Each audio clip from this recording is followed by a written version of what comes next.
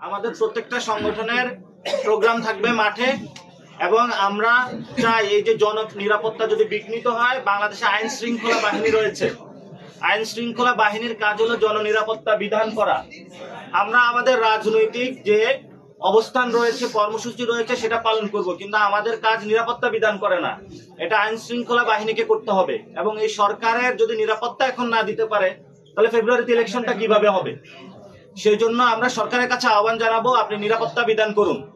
কিন্তু আপনারা দেখেছেন পুলিশের পোশাক পরিবর্তন হয়েছে, অর্থাৎ কিছু ট্রাস্টের জায়গায় আইন শৃঙ্খলা বাহিনীকে গড়ে তোলা হচ্ছে। আমরা আশা করব পুরো পুলিশ বাহিনীকে পুনর্গঠন করা হোক। র্যাব এবং অন্যান্য যে বাহিনী, আমরা তো র্যাবের কথা বিলুপ্ত হয়ে বলেছিলাম, যদি তারা সংস্কার প্রক্রিয়ার মধ্যে দিয়ে আসতে পারে আমরা মনে করি সুন্দর বাংলাদেশে আইন শৃঙ্খলা পাবো। এবং আমাদের রাজপথে কর্মসূচি থাকবে এবং আমরা সরকারকে আহ্বান জানাবো যে সরকার জনগণের কাছে আবেদন জানাতে পারে যাতে সমাজে যারা বিশৃঙ্খলা সৃষ্টি করে তারা কোনো উৎপাত না করতে পারে। কখনো তারা ডাকাত হয়ে আসে, কখনো তারা ককটেল সন্ত্রাস হয়ে হিসাবে আসে, কখনো তারা বাসে হলে আগুন সন্ত্রাস হয়ে হিসাবে আসে। তা আমরা জনগণ ঐক্যবদ্ধ আছি, ইনশাল্লাহ জনগণ ঐক্যবদ্ধ থাকলে আওয়ামী লীগ বাংলাদেশে কোনো আর ফেসিবাদী আচরণ করতে পারবে না।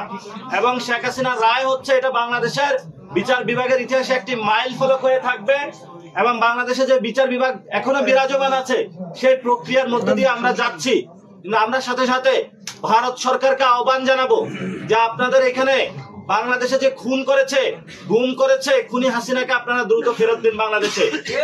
আপনাদের সাথে আমরা ন্যায্য সমতার ভিত্তিতে সম্পর্ক চাই, কিন্তু বাংলাদেশের কোনো খুনি আসামি, দাগী আসামিকে যদি আপনারা আশ্রয় দিয়ে রাখেন, এই আসামিকে ফেরত দেওয়া পর্যন্ত ন্যায্যতার সমতার ভিত্তি হতে পারে না।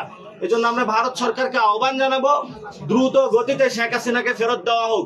এবং আপনারা জানেন ইতিমধ্যে আমাদের যিনি খলিলুর রহমান স্যার, যিনি হলেন আমাদের সামরিক উপদেষ্টা রয়েছেন, উনি হলো আমাদের ইন্ডিয়াতে সফর করেছেন।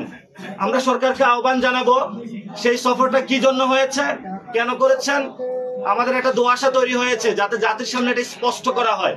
এটা আমাদের জনগণ হিসাবে ওনাদের প্রেস ব্রিফিং করে জানানো, মানুষকে ব্যাখ্যা দেওয়া নৈতিক দায়িত্ব। কারণ আমরা ভারতকে দেখেছি যখনই নির্বাচন আসে তখনই ভারত এই নির্বাচনকে কেন্দ্র করে অস্থিতিশীলতা এবং সেই নির্বাচনে তারা হলো নিজেদের এজেন্ডা বাস্তবায়নের জন্য, ফেসিবাদী সিস্টেমকে টিকিয়ে রাখার জন্য তারা বারবার হস্তক্ষেপ করে। এই সফর কি কোনো হস্তক্ষেপ নাকি বাংলাদেশকে নতুন একটি জায়গায় নিয়ে যাওয়ার জন্য? সরকারকে স্পষ্ট করতে হবে।